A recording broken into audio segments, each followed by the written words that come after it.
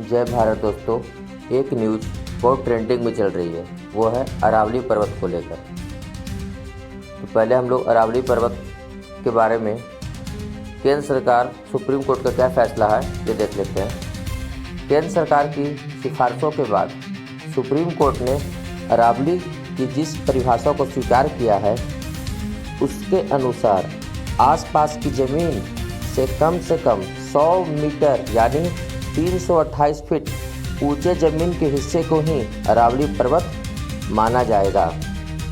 अरावली पर्वत की लंबाई लगभग 692 किलोमीटर माना जाता है। ऐसे इसकी लंबाई 600 से 700 किलोमीटर के बीच है। अरावली पर्वतमाला को स्थानीय रूप से आड़ा वाला पर्वतमाला भी कहते हैं या परिपथ पर्वतमाला भी कहते हैं, जैसा कि इसका नाम विष्णु पुराण के अनुसार परिपथ पर्वतमाला बताया गया है। अब हम लोग अरावली के महत्व को देखते हैं कि अरावली पर्वत हम भारतवासियों के लिए, दिल्ली वासियों के लिए, राजस्थान वासियों के लिए, उत्तराखंड, हिमाचल प्रदेश, हरियाणा सभी के लिए कितना महत्वपूर्ण है। महत्व नंबर पहला, अरावली दिल्ली की आखिरी दीवार है। अरावली टूटी तो दिल्ली दम घुटकर मरेगी। अरावली दिल्ली एनसीआर को रेगिस्तान बनने से कोई नहीं रोक सकता। यही पहाड़ राजस्थान की रेत को दिल्ली तक आने से रोकता है। अरावली कटेगी तो धूल, गर्मी, जहरीली हवा 10 गुनी बढ़ जाएगी। अब सरकार से तीखा सवाल, क्या दिल्ली का दम घुटना ही विकास है? इसका जवाब दीजिए। क्या दिल्ली का दम घुटना ही विकास है? महत्व नंबर 2, अरावली ज़मीन के नीचे पानी की फैक्ट्री की तरह काम करती है। अरावली रेन वाटर हार्वेस्टिंग का नेचुरल सिस्टम है। यही पहाड़ कुएं, बावड़िया, हैंडपंप जिंदा रखता है। अरावली कटी तो भूजल समाप्त हो जाएंगे, किसान बर्बाद हो जाएंगे। और सरकार से सवाल, पानी खत्म करके कौन सा स्मार्ट सिटी बनेगा? इसका तो जवाब दीजिए। पानी खत्म करके कौन सा स्मार्ट सिटी बनेगा?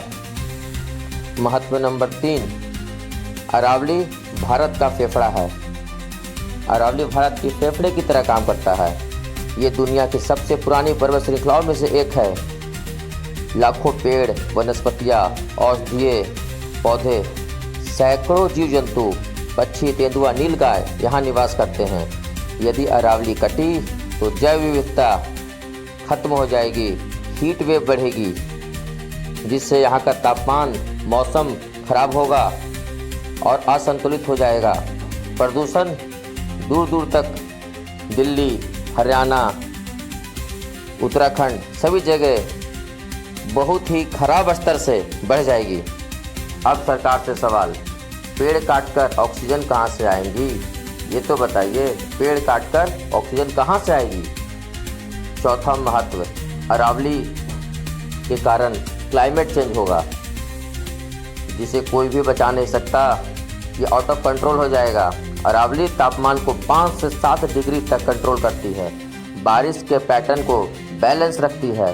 अरावली गई तो लू, सूखा, बाढ़ और रेगिस्तान एक साथ आएंगे और इसका सामना करने के लिए हम सभी भारतवासियों को तैयार रहना होगा और सरकार हाथ पर हाथ रखे रह जाएगी।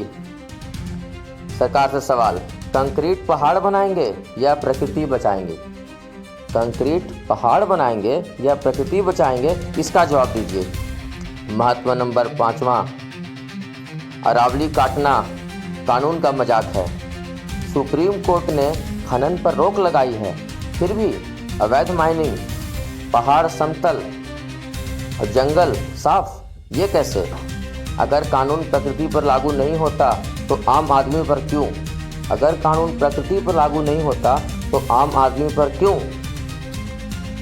जिस प्रकार हाथ के 5 उंगली एक समान नहीं है, तो क्या हाथ के छोटे उंगली को हम बोलेंगे कि ये हाथ का हिस्सा नहीं है, ये उंगली का हिस्सा नहीं है? जिस प्रकार सभी हाइट के व्यक्तियों को इंसान कहलाने का अधिकार नहीं है। अरावली सिर्फ मजाक नहीं, भारत की सांस है। अरावली सिर्फ मजाक नहीं, भारत की सांस है। विकास के नाम पर विनाश कब तक? आज पहाड़ कटे, कल बच्चे प्यासे मरेंगे। आज पहाड़ कटे, कल बच्चे प्यासे मरेंगे। अरावली बचेगी तभी दिल्ली बचेगी।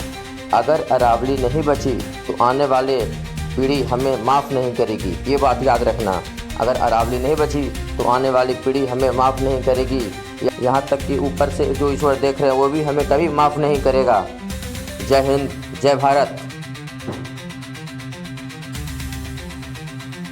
एक तरफ कुर्सी का नशा, दूसरी तरफ पैसों का बुखार, बीच में अरावली का कत्ल और नीचे दबता हुआ गरीब। उद्योगपति बोले विकास चाहिए, सरकार बोले अनुमति है, पर कोई ये नहीं पूछता कि सांस के लिए हवा कहाँ से आएगी। जिस दिन अरावली खत्म हुई, याद रखो दोस्तों, उस दिन पहाड़ नहीं गिरेगा। दिल्ली की हवा, हरियाणा की पानी और राजस्थान की मिट्टी सब रो पड़ेगी। इस बात को ज़रूर याद रखना दोस्तों। पति के लिए पहाड़ सिर्फ माल है और सरकार के लिए ये सिर्फ एक फाइल है, पर गरीब के लिए ये जीने की ढाल है। पर गरीब के लिए ये जीने की ढाल है। अमीर के शीशे के ऑफिस में एसी चल रहा है और गरीब के घर में अरावली के बिना सिर्फ धूल और बीमारी घुस रहा है। अरावली बची तो हम बचेंगे, वरना विकास के नाम पर विनाश तय है। सरकार बदलेगी, उद्योगपति बदलेंगे, पर अरावली वापस नहीं आएगी। दोस्तों इस बात को याद रखें। अरावली को नष्ट करना या इस क्षेत्र से खनन की प्रक्रिया शुरू करना ये एक घोर अपराध है, जिसके लिए इन अपराधियों को कभी प्रकृति माफ़ नहीं करेगा। भले इंसान माफ़ कर दे, लेकिन प्रकृति कभी माफ़ नहीं करेगा। आने वाला भविष्य इनसे प्रश्न पूछेगा कि आप डेवलपमेंट की कीमत पर हमारे सभी प्राकृतिक धरोहर को नष्ट कर दिए, और ऑक्सीजन कहाँ से आएगी, ऑक्सीजन कहाँ से आएगी।